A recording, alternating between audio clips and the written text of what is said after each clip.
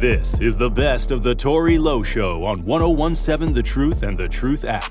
Catch the Tory Lowe Show every weekday from 1 p.m. to 4 p.m.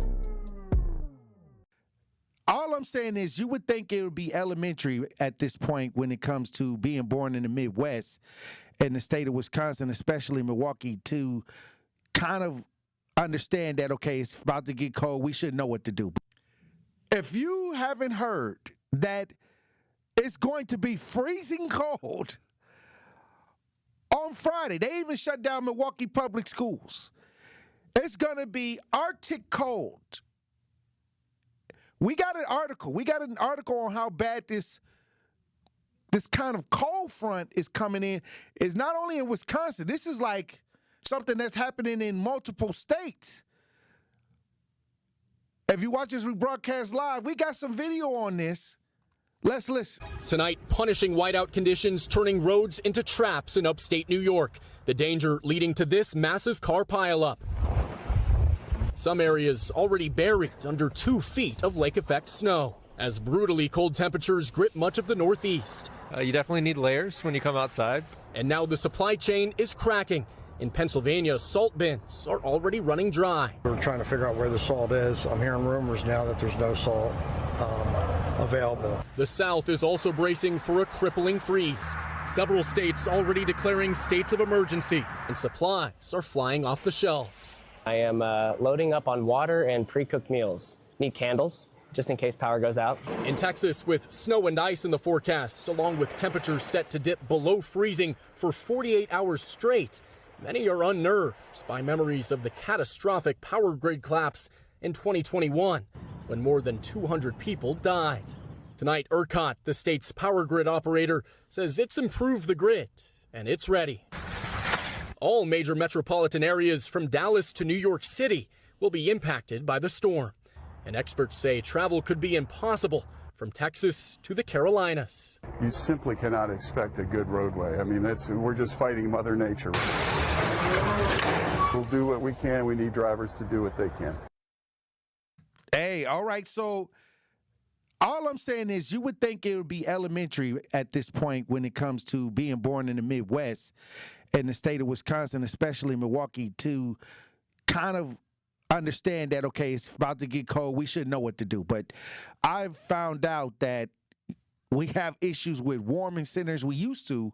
I think they're getting a lot better with the warming centers when they get this cold, of getting the information out there about the warming centers. For the last couple of years, I've seen great effort of the community bringing great awareness of where the warming centers are. But like I said, this is it. And every now and then you'll get somebody that may freeze to death, in this kind of weather.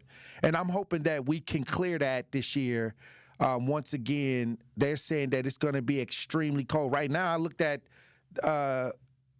what the weather is right now, and it's 18 degrees right now in Milwaukee. They're saying that there's a severe weather, extreme cold warning. These conditions are expected to be going on for the next couple days. We also got a local article about what's going on right here in the area. If you're watching this rebroadcast live, we got video and audio. Let's listen. It's been extremely cold, and it's going to get colder as we get closer to the weekend. So there are some things you should know to stay safe, or as safe as you can, especially keeping everybody safe, like your neighbors. Joining us, a man who enjoys winter, but I'm not sure you like it this cold, Dr. Jeff Potoff. He's UW Health's Chief Quality Officer. I hope that the temperature in your office right now, you've been just blasting it to stay warm. Yeah, I mean, it's hard to keep up with all the cold outside. Like, if I wanted to be 75 in here, I don't think the house would do it. No, I mean, we're in the thick of winter now, and here comes the Arctic cold again. Yeah. It does not take long for this to become dangerous. No, you're absolutely right. So, usually if we misplan or we run into trouble, it's kind of inconvenient that it's cold out. But nowadays with these really cold temps, it's actually dangerous. You do need to kind of have on your mind, what am I going to do? How am I going to be able to survive if my car does break down, or if I do find myself out in the cold for longer than I thought? I was looking at some of the data from the Department of Health services here in Wisconsin. I mean, hypothermia, most often people who are unhoused. Okay, that of course makes sense. We usually think about that. But also older adults and babies sleeping in cold bedrooms. Let's talk about the babies first. I mean, unlike my 5-year-old who now sleeps under a mountain of blankets, that's tough for babies. I mean, if you're doing it right in the crib, there should be nothing on there. And it's an extra challenge for parents. Yeah, you're right here. So obviously we don't want a whole bunch of extra blankets in that crib. That has its own risk for those infants, but also those infants, a lot of body surface area, they cool down very quickly. They can get hypothermic or cold in their cribs, especially if their bedroom is kind of off to the side. There's not great heating in there. It is a group of individuals we have to be particularly mindful of as far as like, do we need extra space heaters or things in those rooms to keep those young ones warm? How does a baby tell you that they are cold or extremely cold? What's their bodies telling doctors? Yeah, I wish they would tell us, but when they show up, typically what you'll see is they're not going to act normal. They're going to be lethargic. They're going to be slow to move. They certainly aren't going to have an appetite. And you can take temperatures. Obviously, I don't necessarily want people taking temperatures at home and thinking that that's all okay, but we do have ways to get core temperatures to really figure out where that infant is at. But I think especially for the infants, they're not going to be able to tell you. It's all about preparation and prevention, making sure that you've got enough. All right, salute to Fox 6 News for that report. Once again, it's going to be extremely cold. Make sure y'all bundle up if y'all going to get out. Make sure that the children are not outside during this time. Make sure that you have the safety ideas when it comes to heating the house, because this is where a lot of house fires, when people start to plug in things and old wiring. This is a lot of we got a couple stories we're going to talk about house fires in this show today. But once again, extreme cold weather over the next couple days. So you just being sacrificed. So what I'm saying is stand down. That's what I'm saying. Who in the chat that's saying what are you saying? Stand down. That's what I'm saying. 101. 7 of Truth, Tory Lowe Show. Yesterday I spoke about the situation where the Black Panther situation in Minnesota and with ICE. I guess the group is coming out of Philly. But I put up some things that the Paul Birdsong, this is the guy that's saying he's the chairman of some type of sect of Black Panther. What is the full name of his Black Panther movement? I think we looked it up I think we got it on the Wikipedia. Matter of fact, this guy got a Wikipedia.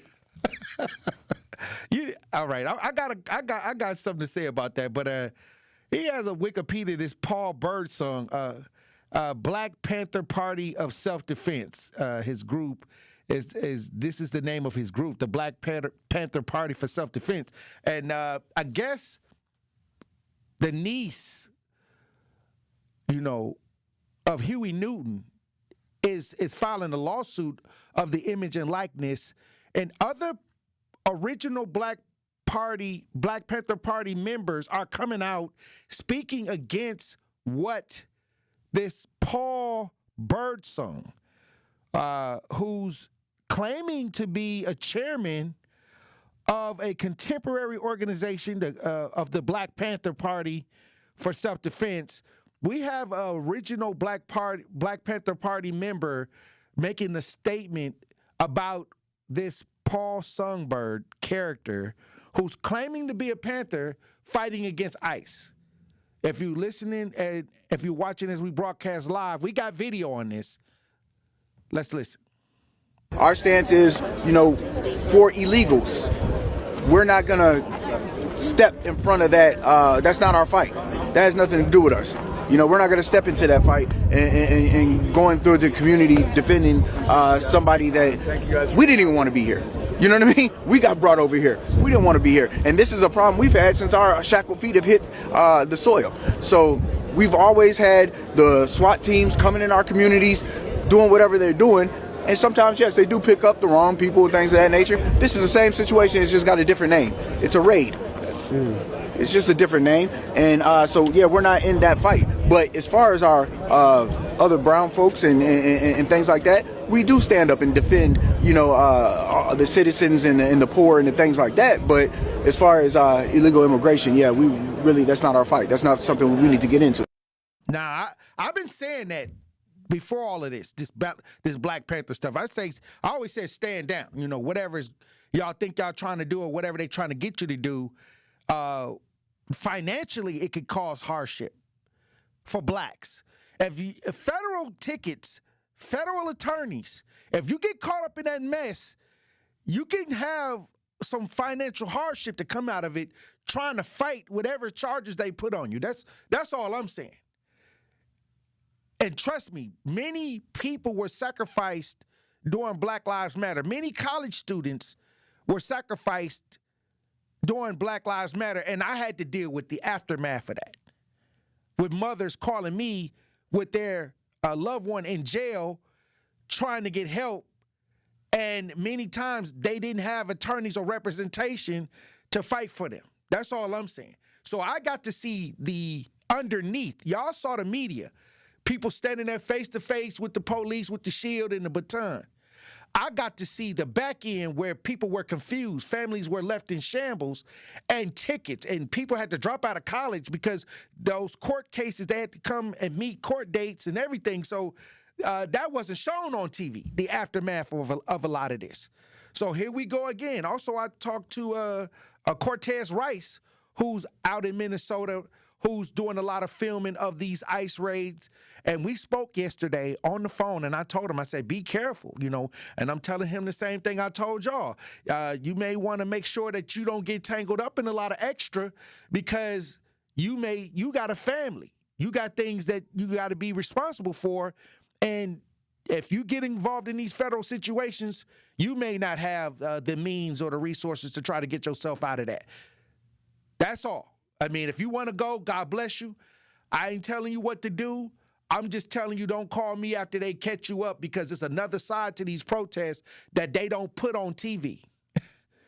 Understand what I'm saying? They don't put on how you got to pay an attorney. And I know on a local level where it's not federal, most attorneys, when you call them criminal attorneys, they want $3,000 off the top just to even deal with your situation. Now, I don't know if that's the same for the federal attorneys, but I don't want to find out. I know that they got obstruction. You could get hit with obstruction, interfering with federal operations. I don't know. Like when they pile them charges up on you, you got to fight that in court. So you just being sacrificed. So what I'm saying is stand down. That's what I'm saying. Who in the chat? That's saying, what are you saying? Stand down. That's what I'm saying. To be clear, if what I'm saying don't make sense to you, this should make sense. Stand down. That's what you need to do. So once again, but with this Paul Songbird bird song, this Panther, Black Panther Party for Self-Defense, they started pulling up pictures. Put the pictures up. If you're watching this, we broadcast live. They're saying that this guy was a gangbanger, a failed rapper, and some other stuff before. And then I seen another picture where they said that he was posing as somebody in the Nation of Islam, allegedly. Like he had the bow tie on and everything. So it's pictures of him being in a gang. And then it's another picture where first he was claiming, this is what I'm seeing with the pictures, he was claiming to be a Blood. Then it's a picture where he got, if you're watching this, we broadcast live, Crips and Blood rags on. So they're saying that he's an opposer. So I don't know. I'm just putting it out there. I don't know him personally, but thank God that we got social media and people that are pointing out the different things that he's done over the last couple years. I had to look him up. And let me tell you something. I know a lot of people that's been advocating for a long time, and they don't have a Wikipedia. Like, I don't even have a Wikipedia. yet. Yeah, I did. I mean, out of all of the stuff I did out here across the country, I never think about, oh, you know what? I need to give me a Wikipedia. So we talked about this pre-show, Tory. That's my weekend plans, to get you a Wikipedia page. I guess. Well, we're going to see if Andrew said he's going to look into it. But this guy must have a marketing team and it's, you know, he is all, to me, it's giving me CIA vibes. To me, it's giving me CIA vibes. Like, the Black Panther Party was infiltrated by the government. They know how to destroy the Black Panther Party. That's why I always tell people, all of the old organizations have already been compromised. Like, you know, they already figured them out. But it's obvious right now that they're trying to get the attention of the black community for some reason, and they're trying to make us get engaged for whatever reason. So let's say you get engaged. Let's say you go out there and you want to fight.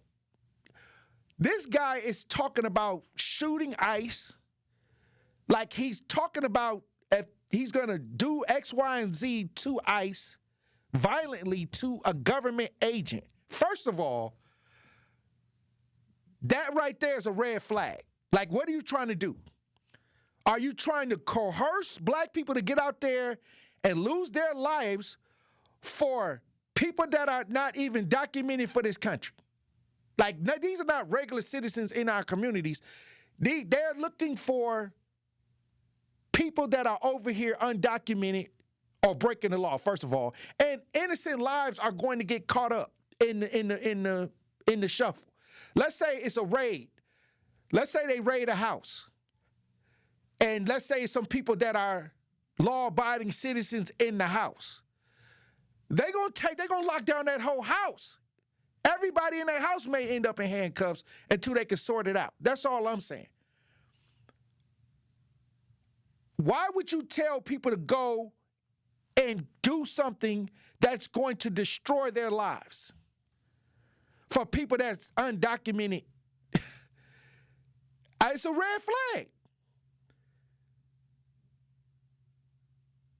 That's all I'm saying. And then and you can tell the people that's for the crap, they want black people to sacrifice themselves for some reason for this situation. And they'll put up an imposter, basically. Like to try to get people over there to do something or to try to get people involved. And they don't like when I talk like this because I've been saying this. I've been talking like this, and if you don't like it, I don't care. I never cared. I'm not that person like that. I'm not that type of person. What I'm saying is, think about whatever moves you make. Think about when you get involved. If you do get involved, keep a distance. That's all I'm saying. I'm not even saying, I'm saying stand down, but if you do go over there, give the ICE agents at least 20 feet. Like, give them enough space. You can chant, you can say whatever, you can hold your bullhorn, you can hold your sign, but do not make contact. Do not get close enough where they can give you obstruction or some type of ticket because you're going to hate that you ever did it. And when all the cameras go home, you're going to be sitting behind bars or you're going to have so many citations on yourself and you're going to be looking for an attorney. And you're going to be trying to find out who's going to help you out. And many times you're going to find out in that space what it really is. What it really is, what all this really is. Well, I remember when they said that the WWE was sports entertainment. But now I'm hearing that they're saying the NFL is a sports entertainment Under league. the same legal yeah, leagues, so it's got the same like script as the WWE. Pop Culture Report brought to you by Tory Lowe. Andrew, there's a situation going on where prosecutors charged 20 people, including 15 former NCAA players, in an alleged scheme to fix basketball games. Now, we had the situation with the NBA players that they busted a couple coaches and then some players for trying to fix NBA games. And now it seems like they're busting the college realm for scamming. What's going on? Yeah, Tory. So 20 players are alleged to be in this ring point shaving. So say the over-under is like 55.5. They're going to intentionally miss free throws maybe down the stretch. They're going to intentionally miss some three-pointers down the stretch to try to keep that score a little bit lower, right? So you got a lot of guys who essentially cheating the game, and a lot of people are betting money on these games, Tory. Players can't bet. Players shouldn't bet. But they, like, legally, no. College players should not be betting on these games. But all it takes is one guy at the rec hall or one guy, in the dorm to be like, hey, man, I got a couple of college textbooks on the over on this game or the under on this game. That's wild. That's somebody said that sports betting, once it became legal, the way it is now online and everything, it was going to ruin sports. I agree. And what's stopping people from point shaving? Allegedly, ethics. Who's okay? Where's the ethics at? Ethics is in the bank account. If it's about money, and it seems like right now, with like a lot of people saying that the NFL and a lot of things that they calling out with the referees and basketball, and it's all because everybody's looking at the gambling situation that then rose 100 times. So what are we doing? How do you balance it out? Or is sports just entertainment? We shouldn't take it real. So about a decade ago when this started to become legal across the country, Tory, a lot of people were saying, oh, no, we can make gambling legal because the professional athletes make so much money. If you think back 100 years ago, guys were making $100,000 to play a game, and then a bookie can come and give $200,000. Well, I'm making twice my salary to throw a game. Yeah, I'm going to do it. But allegedly, now people were making too much money, so yeah, they wouldn't be affected. But you know who doesn't make any money? College players, referees. So unless you college players got NIL deals now, right? Well, some of them, right? If you play for, let's say, the Badgers or Marquette, you might have some money. But let's say you play for Oral Roberts or Marquette, you probably don't have that type of NIL money, Tory. Because when I was coming up, people wanted to win. And I noticed lately, now when these players get that big contract, it's no big deal if they lose a game or not. You know what I mean? Agree. They just walk off and nobody's highly upset. And I mean, what's stopping them from shaving a few points? Because does the game mean what it used to mean? Now, when you sit in front of the TV, the fans are more passionate and excited about the game than the superstars are. I've been saying that for years, Tory. I root for the jersey. I don't root for the player's name on the back. So if, let's say, the Bucks win or lose a game, I'm torn up about it. But if you're somebody who's just rooting for one player or another player, you might not be as sad if Giannis has 45 points, but the Bucks lose. Well, I'm only a Giannis fan, right? Okay, so Giannis got booed, and I looked at the video. I kind of zoomed in. I ain't gonna tell you what I thought he said, when he was on the ground. But y'all can zoom in for yourself. But what I'm saying is he said that he'd never been in a situation where he got booed, but that's a part of the game. You got to go with the ups and the downs, right?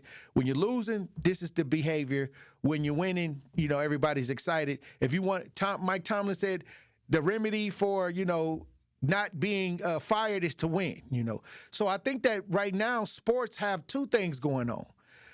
One, I don't see a lot of passion in players. Two, sports betting is here, and if I don't like my contract, I can just start scamming and betting and trying to point shave to get my money on the back end. I 1,000% agree with you, man. And again, it's very dangerous, this world we've kind of entered into, right? That we said, okay, yes, we're going to allow people to gamble on sports. You say that there's not enough passion. I'm looking for a quarterback to cry after a loss. I'm looking for, a basketball player to be huddled up weeping after a bad loss. You know who is weeping? The gamblers who bet on him who got caught right when they got points. The people who didn't come through on the bet. Yeah, those are the people crying the most now. Well, I remember when somebody said once they get all of these like gambling ideas online started, the game will never be the same. And it hasn't been. Well, we're seeing a lot of people get busted now. Well, you know, everybody made money on this, right? The leagues made money when they got in bed with these gambling companies, Tory. The players made money because the leagues made more money. The fans are losing money now because they're gambling on everything. So it's like everybody was a winner except for the fans. Right. And I think that we're starting to, since we got social media and people are trying to point out, a lot of these videos are going viral now where they're trying to point out, like, okay, look at this. And to tell you the truth, a lot of people would label that as a conspiracy theory, but it do look like what they saying. But, you know, you would think, no, the NFL wouldn't script it. You know, is it scripted? Is the NBA scripted? But what I'm saying is players are affecting the game due to the bets or the things that they're doing on the side. Well, like if you 10 years ago, pre-gambling, if you said the league is scripted, I would have said you're crazy. I don't believe it. It's a conspiracy theory. Now, I mean, there's so much. We're talking billions of dollars, Tory. Right. And what I worry about is you can't put the genie back in the bottle. Toothpaste doesn't go back in the tube. Like, what do you do now? That now you've made gambling legal. You can't really retract it because the people who have been gambling, they're not going to stop all of a sudden because now it's illegal again. Well, I remember when they said that the WWE was sports entertainment. But now I'm hearing that they're saying the NFL is a sports entertainment Under league. the same legal leagues, yeah, so it's got the same like script as the WWE. So let me ask you, as the number one Packer backer maybe in the world, does this mess you up? Like a little bit because, you know, I get all into it, you know. I'm looking at the field goal like, you know, if they make it, hey, I'm like one of them people like, you know, geeked up. But if it's all scripted, then I feel like I'm watching Hulk Hogan in Ultimate Warrior. Like, I feel like I'm just here just to spend my time to be entertained. That's because then it takes away from where you think it's two teams, the best team win. And if it's scripted, then they already know the outcome. That's hard for me to digest right now. That's just hard for me to digest that people are making these outcomes that we're seeing, and it's not natural. Well, as a Vikings fan, I can tell you right now, if they came out and said it was scripted, I would be rioting. Because what do you mean we don't get any Super Bowls? So what do you mean we don't win anything ever? You know what I mean? Well, you a Vikings fan. Yeah. No, don't go off on the Browns. You stick right there in Minnesota. I'm just saying. Stay right there in Minnesota because y'all ain't never going to win. Y'all ain't never in the script to win. And when they did put y'all in the script to win, y'all missed the field goal. I'm just saying, it's just tough. It's tough to have script writers, and we still can't get a good movie ending. Well, they got AI now. I'm going to AI you holding up the Lombardi. No, you can AI the Minnesota Vikings holding up the Lombardi trophy. You're mean, Tory. I'm just messing with you. All I'm saying, you can AI the confetti coming down on the Vikings with the trophy. What do you think the punishment should be for these guys, these 20 guys who were point shaving in college basketball? Well, I think that you should be like, you know, it depends on to what degree, but if you're tampering with something that's harming a whole bunch of people, then you should get the worstest penalty that they possibly can give you. Because, you know, you got to realize once they opened up betting for everybody, you got so many people betting on games now, and they thinking that, okay, they got a natural chance to win. Where, you know, the game is going to play itself out, and according to the injury report and according to their scouting report, this team may have a better advantage. But if it's scripted, no matter what's going on with either team, the team that's scripted to win is going to win. Well, think about this. If you cheat in a game of cards or a game of dice, Tory, you're in trouble. People are going to be very upset. So if they came out and said, like, hey, the NFL has been scripted, Roger Goodell would have a big target on his back. That's why I don't want to believe that my favorite sport is rigged. I hear you. I just don't want to believe it. This is the last thing of childlike wonder you have. Right. This the only thing that, you know, I get to look forward to and I'm excited about. You know, I never was a basketball player. I never played organized basketball, you know, on a team. So football was my organized sport, wrestling and track. But football is the last of the Mohicans. It's just it's only one game on the weekend, and during the week you ain't got to worry about it. Hey, I'm gonna keep everybody up to date. Let's see what kind of punishment these people get. Maybe after they get these punishments, it'll kind of stop people from trying to do it. I hope you're right. Let's get her over here. Let's get her over here. Let's get her over here. Hey, y'all let's watching get ready this broadcast live. Okay, you let me know what's comfortable for you. What grade level is Let's it? see. All right. First and foremost, what is your name and how old are you? Let me turn this down a little bit. My name is Josie Evans, and I am in second grade, and I'm 7 years old. That's applause right there. That's what I'm talking about. Get them while they're young. Man, just look. And just representing it to motivating the fullest. others, yeah. Yeah, man. I mean, I'm motivated right now. Yeah, that's what I'm saying. This is, like, in your words, powerful. This is powerful. So, what is your thoughts? And I know that you know, at such a young age, what got you inspired to talk about Dr. Martin Luther King Jr.? It was basically my school, and I am excellent in school, so first time I went, I was so scared, but when I got in it, it was amazing actually. So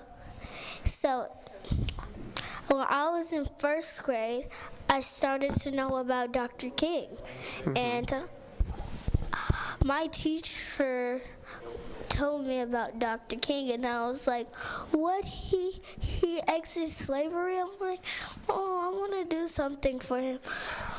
Because I was only in first grade, I couldn't do nothing. But now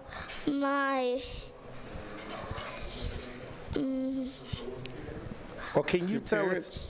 Your parents, did they inspire you and motivate you? Yeah. So I got started to know about Dr. King, and I know I wasn't good at writing. I knew it. Okay. So, but I was amazing at speaking out loud. So can you give us a sample of your speech today? Yeah. Okay, let's give her a hand, y'all, in advance. This is our future right here. This is our future. I'm sorry, y'all. I'm getting emotional just hearing her speak. All right, it's on you. Give us a sample of your speech. Okay. Hello. My name is Josie Evans. I am a proud second grade scholar from Dr. Martin Luther King Jr. School. This year, I'm learning even more about Dr. King and how he spoke about peace and made a difference. I learned about him speaking on peace. My teacher said he spoke about peace in his book titled Stride Towards Freedom. I learned true peace comes from within. What does that mean? It's real simple. You must be calm, focused, and balanced. You must respect yourself and others, and you must be peaceful at all times. At school, I want my friends to be peaceful when they have a disagreement. I also spread love because I am a peacemaker, just like Dr. King tried to be. Finally, when you have true peace in your life, you have everything. No drama, no conflict, nothing but love. Now that's true peace. Thank you. Powerful.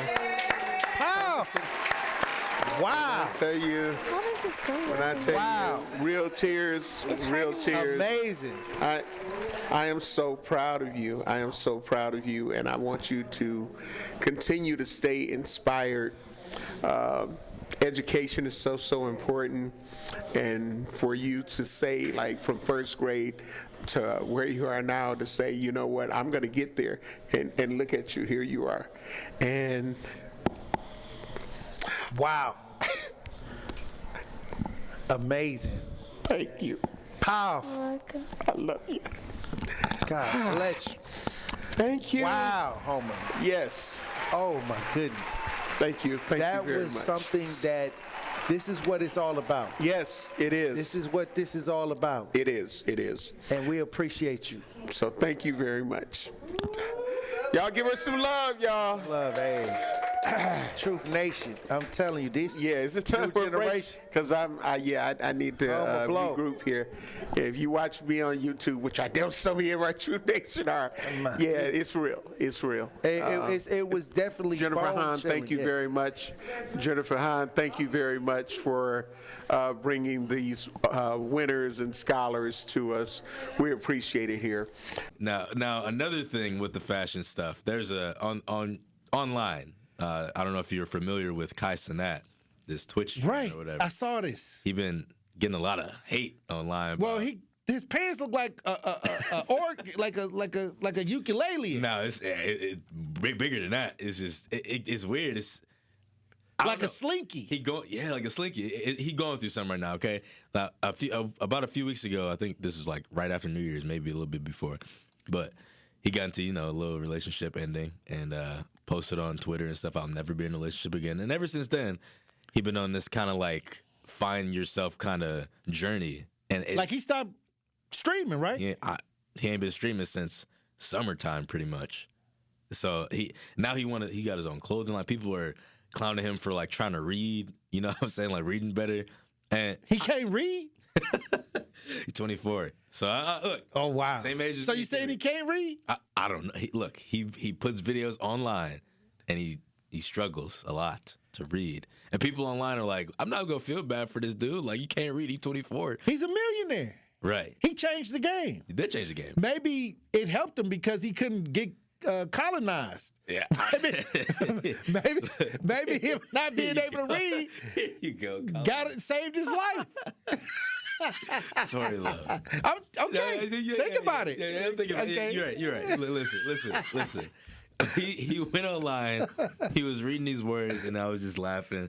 Then I go to the comments. People were like, y'all, making him feel less of trying to better himself. I'm like, man, come on, man. Like, it'd be your own people, like you said. It'd be your own people. But, it'd be your own people like Nazir Spencer coming at him sideways. I was laughing at it, but it's just funny because it looked like he was trying too hard to like, be like, I don't know the word for it. He was just trying to be like different. I don't know. Well, the thing is, only thing we know about him is streaming. Yeah, that's the only thing we see. So when sometimes people will put you in a box, this is all you can do, and then you start trying to do something else. And then they'll frown on it because they didn't meet you like that. Yeah. So you got to be careful because people will place you in a box. Right. And right now, but the fashion is trash. I'm just being honest. I saw the slinky looking pants. Yeah. I thought that was AI. I said, look. wow, that looked crazy right there. That's bad. It just looks like people have been making references. But I really was like, I was trying to see where the art was in that. Yeah, see it? No, I just saw I thought it was like a high-end fashion show. Now, I could see people coming out with over-exaggerated ideas at a high-end fashion show because that's what they do. Mm-hmm. But if this was going in the stores, it ain't enough racks for 3 pair of pants. Nah. Like this, the way the pants is shaped. Yeah, take up like half the rack. That's what I'm saying. One pair of pants, you can only get 4 pair of pants on the rack. Yeah.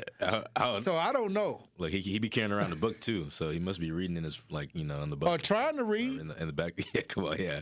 Trying to read. Well, hold on. This is the same thing they said about Floyd Mayweather. Okay, Floyd was bad though. Oh, hold on. Wait a minute. He was trying to read. How did they get rich then if they couldn't read? Managers and stuff, lawyers and stuff. I don't know. They thought outside the box. Yeah, and the box that reading put you in. Oh man, it's early. It's early 2026, and I was having a discussion, the other day, and I was talking about just people using their gifts, and many times people were like, "Well, what is a gift?" I'm not talking about Christmas, like when you receive a gift, or if somebody run to the store and they buy you a present. I'm not talking about that gift. I'm talking about your natural gift, your natural God-given talent.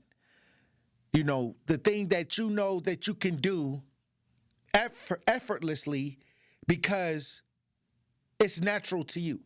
I'll give you an example. People who can sing. People who can sing have a natural gift. But then it's somebody it's other people that can sing. It's a difference between singing. It might sound good, you can sing.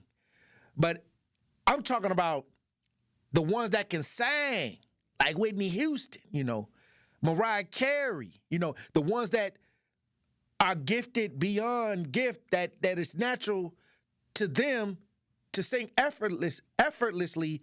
That's what is talent. We recognize a lot of entertainment talent. We recognize sport talents. We recognize, acting talents. But those are not the only talents. Those are just people that are talented.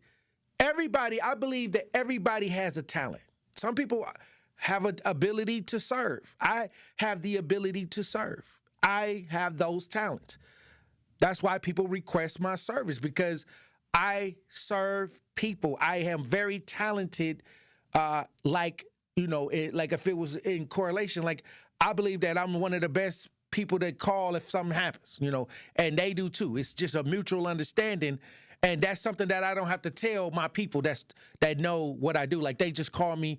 I've been to the White House, I just, people from all across the country call me when it comes to dealing with people. And I was a deacon. I was a deacon of a church at 15 with the key to the church. I've been like this. Even the people in high school, even my friends in high school, I'm no different to them than I am today, other than I'm doing more. Understand what I'm saying? I could bring somebody in here from high school and they'll say, hey, Tory was always like that in high school. Only the people that, looking at it from the outside looking in, they don't know, but it's a real culture in Milwaukee that know what took place, and it's always been like this. I just kind of matured into what I am today. But everybody got a talent. Some people can cook. Some people got talent in their kitchen. I mean, powerful. Understand what I'm saying? Some people got the gift of gab. They say they can talk their way out of a homicide. They can talk. They got the gift of gab. Everybody has something that they can contribute to society. Well, they say, well, what if they disabled? No, everybody has a talent. Special Olympics. Okay, it's people that they probably said you could never do this and that. Then they realize, okay, these people that may be disabled, they have talent, they have skills. They're showing it at the Special Olympics. Understand what I'm saying? But my question is, are you using your gifts? Are you using your gifts? Are you taking what God gave you and multiplying your gifts in the neighborhoods, in your community, at your job?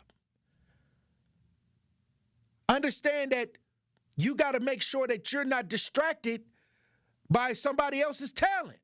See, a lot of people try to copy other people's talents. Like Elvis died. Now you got like 1,000 Elvis impersonators. It looks funny because it's Elvis, and I'm talking about it in a funny way. And it's 1,000 impersonators. You go to Vegas, they acting like they Elvis, but it happens in real life too. People will copy you if they like what they see.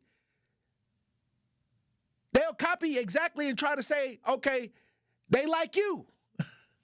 Or they try to do what you do because you're using your talents. This is the time. This is the time to really submit your talents and gifts and become a resource for your community with those talents and gifts. 2026. 2026 is the year to show your God-given talents. I know some people, they work in the background. They want to work in the background with their talents. But then somebody else will take credit for it. Then they want to come forward and say, well, I did all of this, but nobody knew. But somebody took my ideas.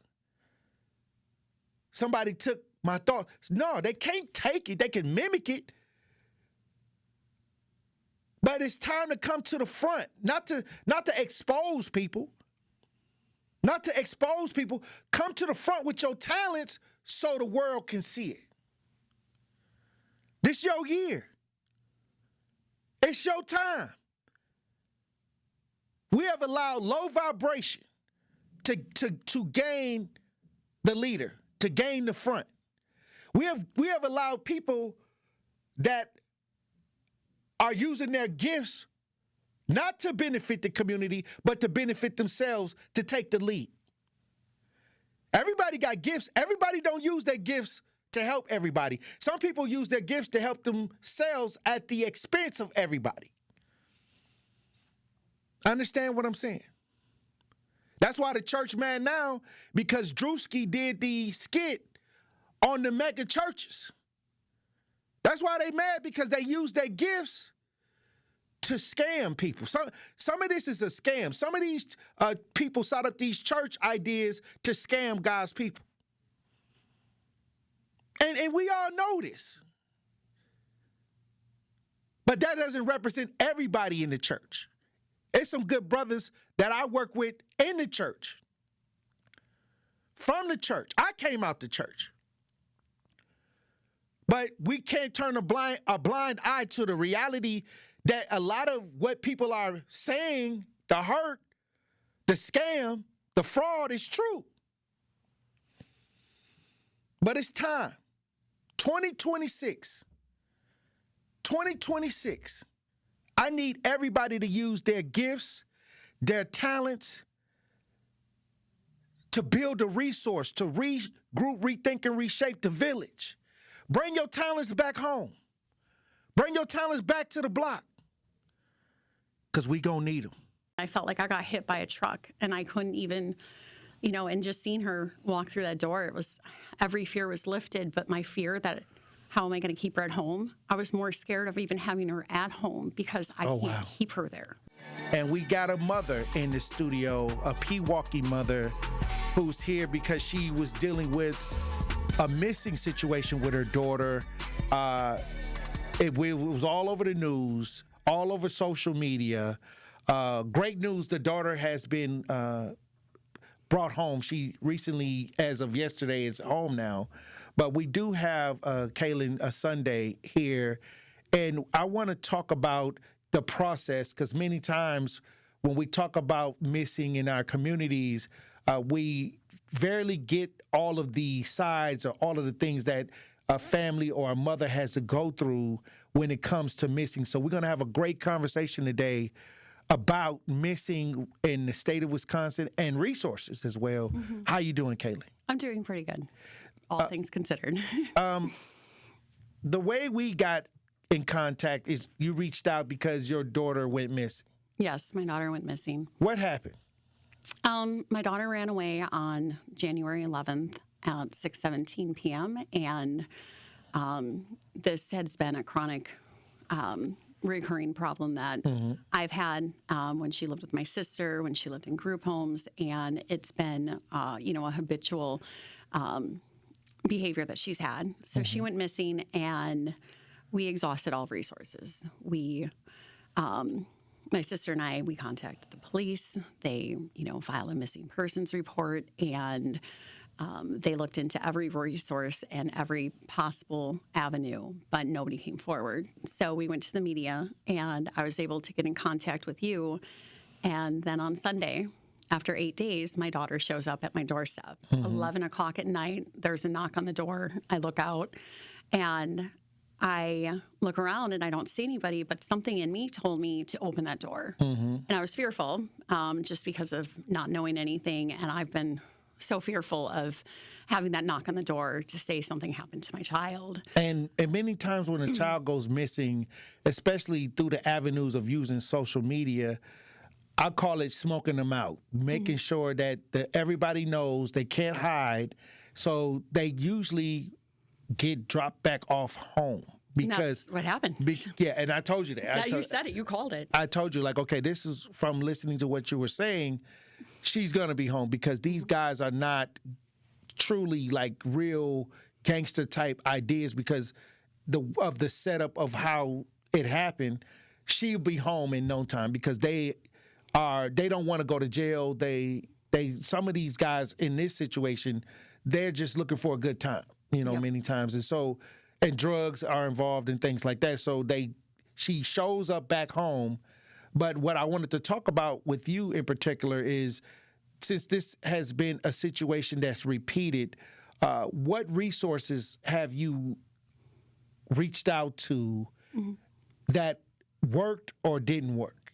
Well, so far, nothing's actually worked. I have been that Karen. I've been that I need to talk to your supervisor. I need to make these steps because when she first ran away, I just knew it was a matter of time. I could just tell by, some of the things she said that there's going to be more planning for next time.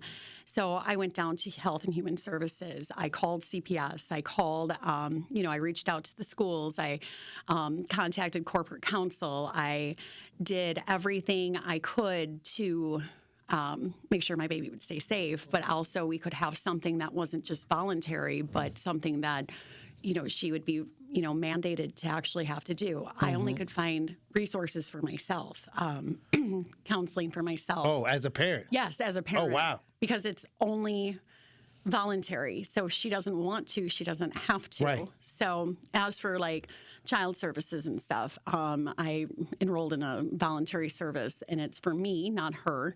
We're going to put together a meeting that, has all resources, support from me, from her past, from when she was at, her group home, and people that care and love about her. So I filled out all the ROIs. I filled out, all the forms. I reached out. I had to go and it was phone call after phone call, and I finally went down to Health and Human Services, and they came to me and they're like, let's go to our supervisor because you're not getting any results, but we don't know what we can do. So we're kind of at the head of being able to try to do something, but there's also, you need a lawyer if you want to file a JIPS, which is a juvenile in need of protection. There's the third party mental health screen, and it's all the legal stuff, but it's also all that process that takes a long time to do, and we don't have that time. When did you notice her behavior switching to this runaway type format? Because many times young people, they may struggle in certain areas of life, and then they reach out to try to reach out to someone that they think they can relate to, or many times they'll use social media to kind of set up their own runaway many times. Yep. How did you find out that she was using social media to kind of contact people many times, or reaching out, or them reaching out to her?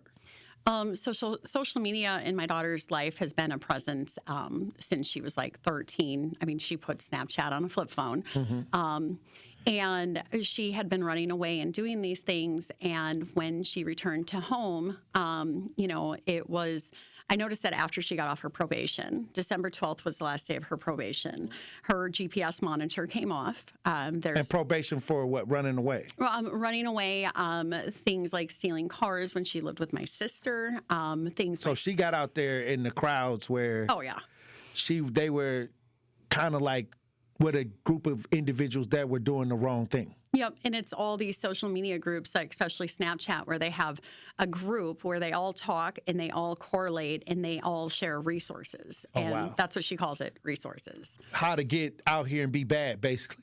Be bad. Or get their hands on what they are looking for, whether it be drugs or getting involved in things that they're not supposed to. This is all happening on social media. And they're strangers. They're people she doesn't know. They're people that, are offering her places to stay, places to go, trying to send her things like Cash App or, things.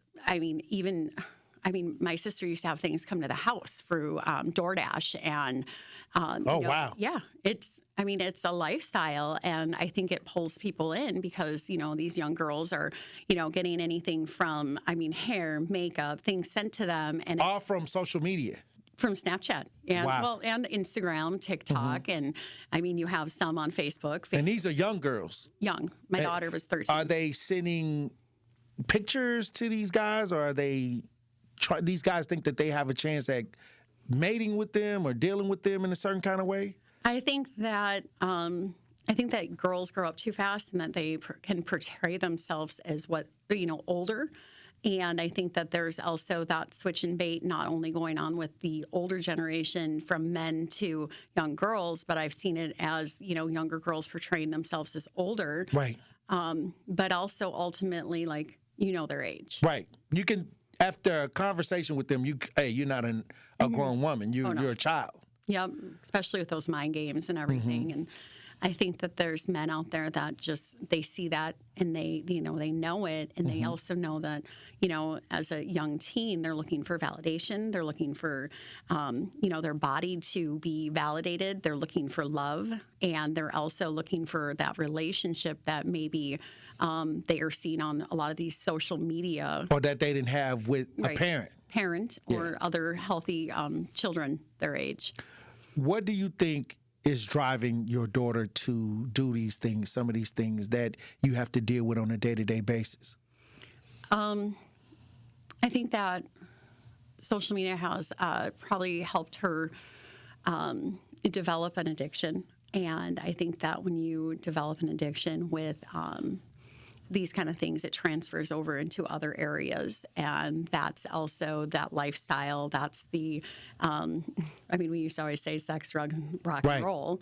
So, this time it's hip hop, and I love hip hop, don't get me wrong. But it's, it's a transference of one addiction for the next. Well, look, when we come back, we're in the studio with Kaylin Sunday. Her daughter is a chronic runaway. And we're talking about resources. We're talking about, even if you're a parent, what should you look for and identify, and what can we do? We're trying to discuss it all right here on the Tory Lowe Show.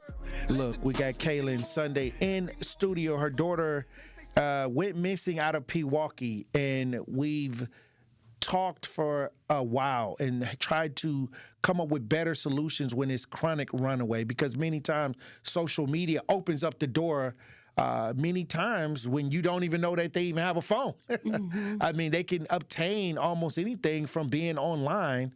And we want to make sure that we break down this issue because many families are going through this. So I appreciate you, Kaylin, for coming in and discussing what you personally are going through and many other families are going through right now in the community when it comes to runaway. And I always say that when girls run away, they know to get them and then send them back home. Yep. Because after a while, they don't get the resources from the police. You only get a few times where the police may do a real look.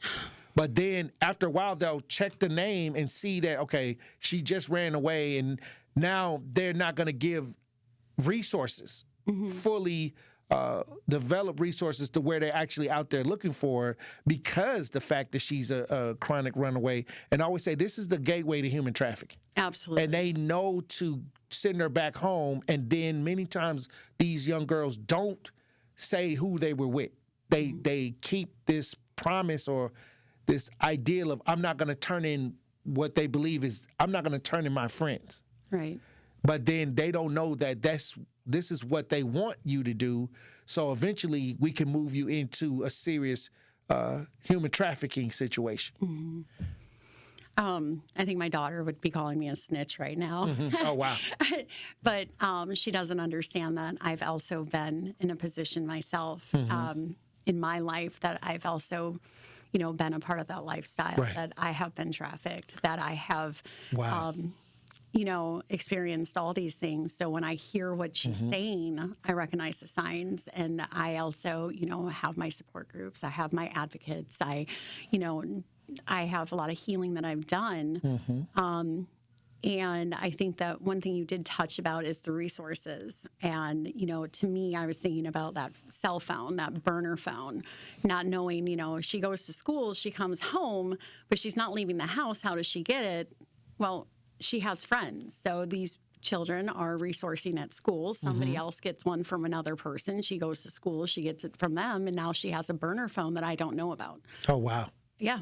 And so that's like that networking that, these teens are doing. And it's an underground network of resources. And they can move around for only so long because they're only children. They're not paying rent. So adults many times don't know all of this is happening. No. And they could be in the house not knowing that they're hosting a runaway. Correct.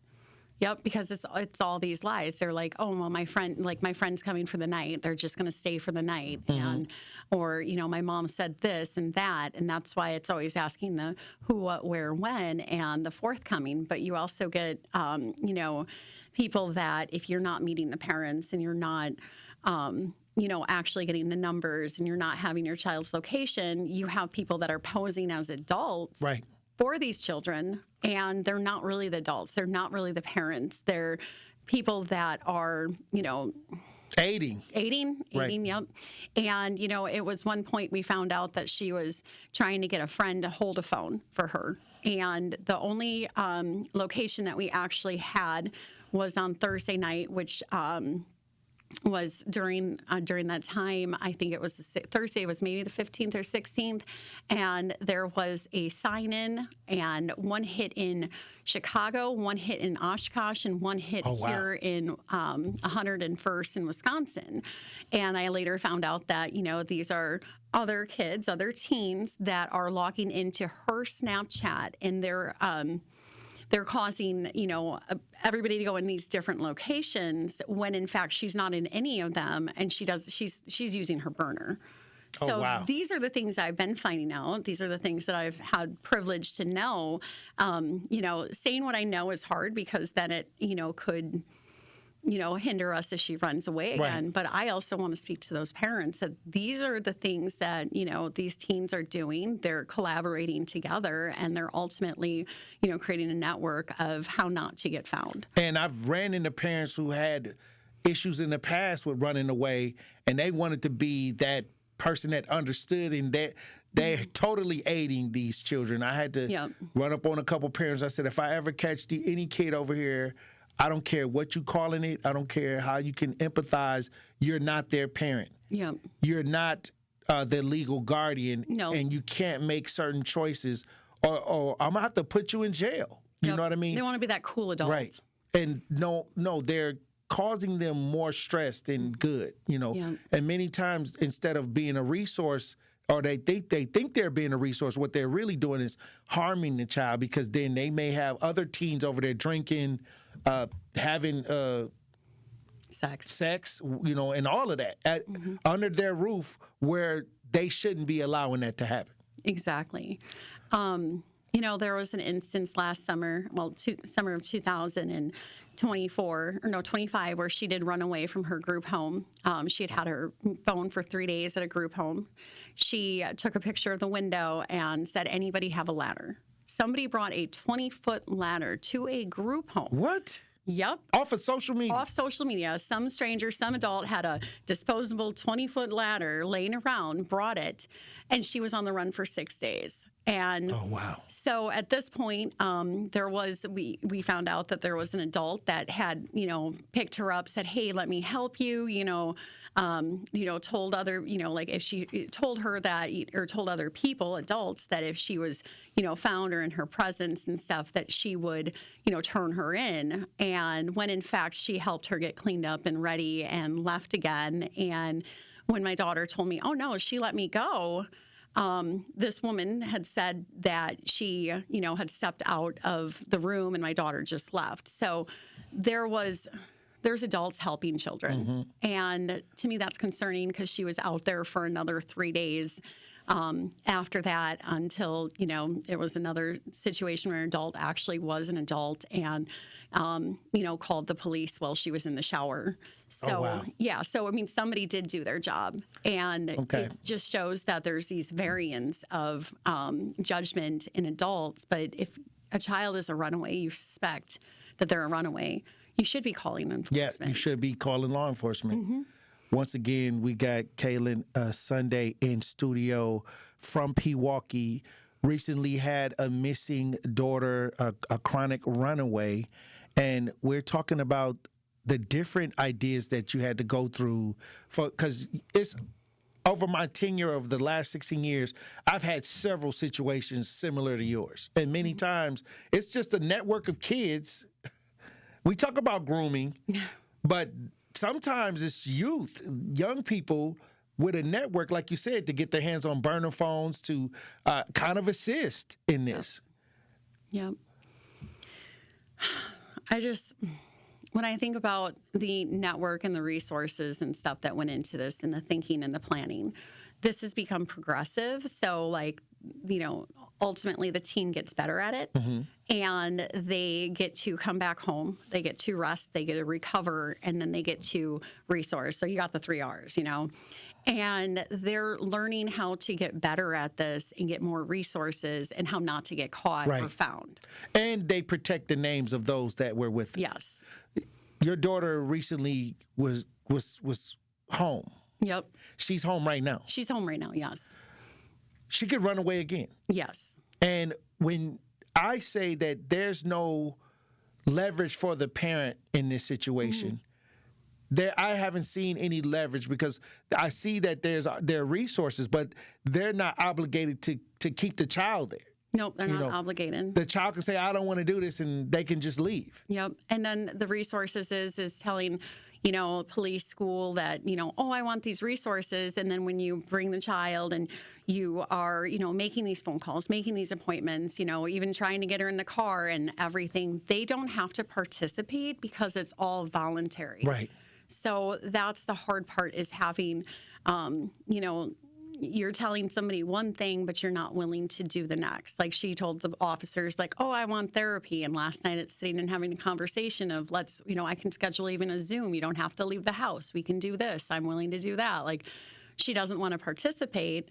And ultimately, all I can do is focus on what I'm going through. Right. And I know if I get therapy, that helps her. But also, you know, like, my daughter needs to be able to talk to somebody. She doesn't want to participate with mentors. We had the CCS team.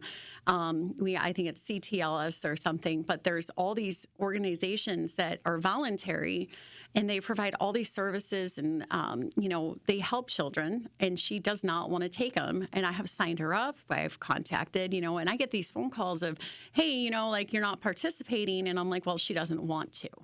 That's the hard part is like she says she'll do this, but she doesn't. There's no follow through. Why is she running away? Is there a reason that you've pinpointed?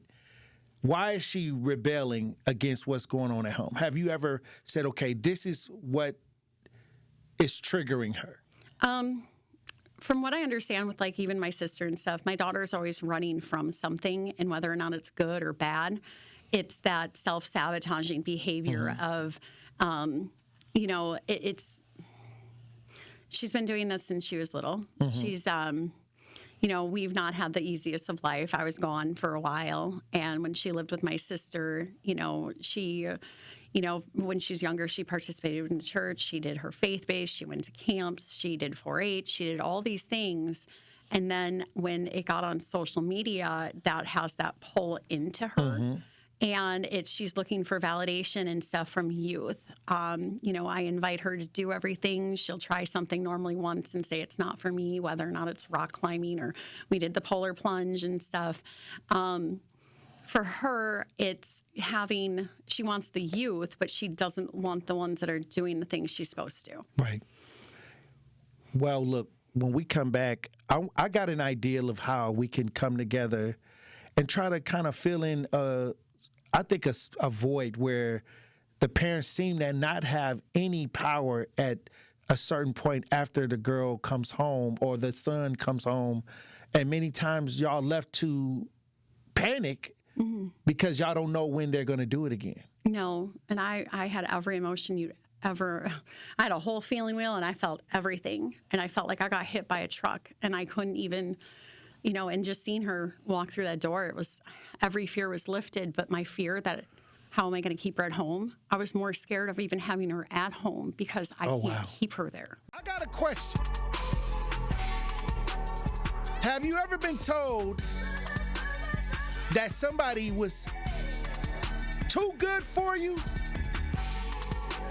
Or you were too good for them and you still stayed in a relationship? And you know, you don't have to give us a lot of detail because sometimes it be your own family that had told you, told you things that, you know, now y'all scarred and got trauma from.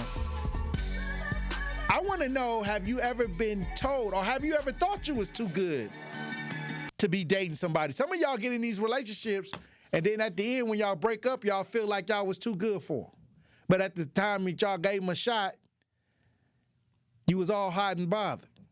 I'm just saying, like, many times when you talk about people who they dating, who is somebody to tell somebody who to love, first of all? That's the one thing. Sometimes people got the audacity to try to tell somebody who they should be with or not. But I do feel it's a time and place where wisdom can kick in. Let's say somebody's being treated bad, but then they want to get married to that person. And you be like, okay, well, we got some examples here that this may not work because of this, X, Y, and Z. Now, if you got some history and you coming to them with, some real talk, I'm not talking about that. I'm talking about just, I don't know if it's, ego? Arrogance? Oh, I'm too good. Or this person looks at you and say, I'm too good for you. I gave you a shot. I really don't like when they say, well, I really didn't like them at first. Boo. They grew on me, yeah. You know what? I was bored and they grew on me, so I just figured, hey. Like mold on bread. Let's get together because I was bored. Like, have you ever been told you're too good for your partner, or if they were too good for you? Or somebody you was talking to and you was dating. I want to know. 833-212-1017. Now, we got something going viral right now, and this is the reason I'm asking the question, because I'll be sure. I don't even know if we can play one of I'll Be Sure songs without getting struck. We can't. We can't play it. Okay. Can we get like 30 seconds? Don't they strike you after you play it longer than 30 seconds? So play the fat part. Play the chorus part, Andrew. You know who I'll Be Sure is, Andrew? Yeah. Okay, yeah. So what I'm saying is, give me one of his records, and then give me some of Linnell's comedy, if the ones that's radio edited, because she's extremely vulgar. But what I'm saying is, I'm seeing comments that, people kind of like saying that they, that's an odd couple. They shouldn't, that don't look right. That is, it's got to be a joke. But that makes me realize what people's idealisms of being together with somebody truly is. Like somebody may be out of your league. 833-212-1017. Talk to text 833-212-1017. There, this I'll Be Sure. Yeah, he was the it guy. I remember this song. Now he's singing this to Linnell. He had a nice unibrow. And this is where I say sometimes you do need to have people around you to give it to you straight, And I don't think looks should play a part in, like, let's say you like somebody and somebody may say, oh, that person's too ugly for you. Like, I don't believe in that, because beauty is in the eye of the beholder. Beauty is in the eye of the beholder. But then you got people who want that trophy, and they need that person to look good because they want a trophy situation. Then you got a girl that's a model. She wants somebody to be in a more financial situation. Understand what I'm saying? So people date however they want to date, however you want to mix and match it. I don't think it's a right way to date. I just think that abuse is wrong. You got to say no to abuse in any form. Like, it's not one way to date. Everybody nowadays, especially after 101 Genders came out, I lost track. There's so many combinations of relationships now, I don't even say nothing no more. All I say is don't fall for abuse. Don't get abused. Like, if you happy, I can't say nothing. And a lot of people think that they can come in and try to tell people what to do. The moment you push back on people's relationship, the more they're going to stay together. It actually keeps people together. Telling somebody you shouldn't be with somebody. You know what I found out? You got to give them good advice. Like, kind of bring out some of the things you're seeing. Instead of telling somebody what not to do, just present some of the things that you're seeing. And maybe they don't see it. But once you bring it to their attention, they're going to start seeing what you see, and then they're going to come to the conclusion on their own. But if you tell somebody not to be with somebody, automatically, it seems to me they'll get in defense mode, and now they finna go hard. especially if it's your child. Especially if it's somebody that you're a parent and you tell them, hey, don't talk to that girl. Next thing you know, that's the very one that they talking to. Matter of fact, if you're in a relationship and you trying to keep your partner away from somebody, when y'all break up, that's the person they gonna be with. Stop it. I'm trying to tell you, psychologically, all you have to do is present what you're seeing without trying to tell them what to do. Give them the material or the ideas that you think that they should be paying attention to, and then eventually they'll see that, and you'll ultimately get the outcome because now that you woke them up to things that they should be paying attention to, it'll do the rest on its own. Because sometimes love is blind. Sometimes when you with somebody, you don't care. But when my grandma said, you love they dirty drawers. I'm like, what? Bruh. Grandma used to say that. I mean, you in love, you smelling your drawers, you in love with them. I'd be like, your nose, they got your nose. They done got your nose. I never knew what grandma, that's that old Mississippi. That's that old Mississippi talk they used to talk on the plantation over there when they used to share crop. That's when my grandma and my grandfather used to pick cotton. So when they came up from Mississippi to Milwaukee, they had, their own little sayings. But I want to know, have you ever been told that you were too good for somebody and why, or somebody thought that they was too good for you? That's crazy. Because many times, ego is involved in that. Josh in the chat says, we need to change standards on what we think is dateable. A lot of people looking for a partner, and they need to go talk to the lady in the chair and seek within and heal that inner child. Kathy in the chat says, my stepdad was from Missouri, and he used to say that too, about the dirty draws. Yeah, that was their language. But at the end of the day, I think that many times you can't help who you get attracted to, but you can help how they treat you.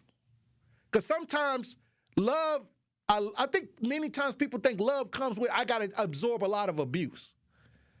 And really, we got it vice versa, because love is actually supposed to be a help. It's supposed to actually be helpful to you. Like, when you start falling in love, you're supposed to be able to get help from that love. Well, we have, for some reason, we have associated love with abuse. Like, now this person can yell at me.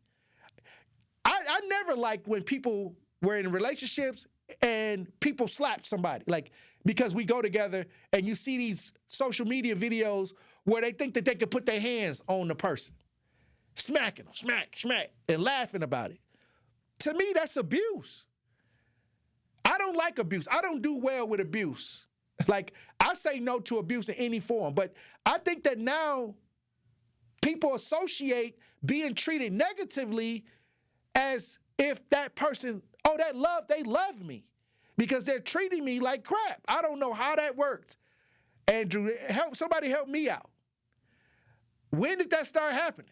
It's backwards, Tory. It is backwards. I mean, how come people, they say, oh, we go together, but they arguing? It's like they're in a race to prove, they got together to prove to each other that they don't need each other. I hate that they argue like a married couple. Like, why are married couples fighting like that? That's what I'm saying. Ain't marriage supposed to be a good thing? Bliss. When did it flip? Because now, when you ask a lot of young people, a lot of young men about marriage, they're not trying to get married. You trying to get married, Andrew? Of course, Tory. What are you looking for in a marriage? I'm looking for peace. I think finding peace. Oh, yeah. Wow. Yeah. You see how hectic my life is. You know what goes on behind the scenes around here. I need somebody to come home to and just be like, I'm not trying to bring drama. I'm not trying to bring stress. That type of stuff. I got you. But sometimes it seems like when people associate love with this nagging type attitude, or the guy wants to control, you got to be submissive now. Like, this is where you get the high divorce rate. Because men will come into the attitude where I got you now, you mine. We done signed the papers.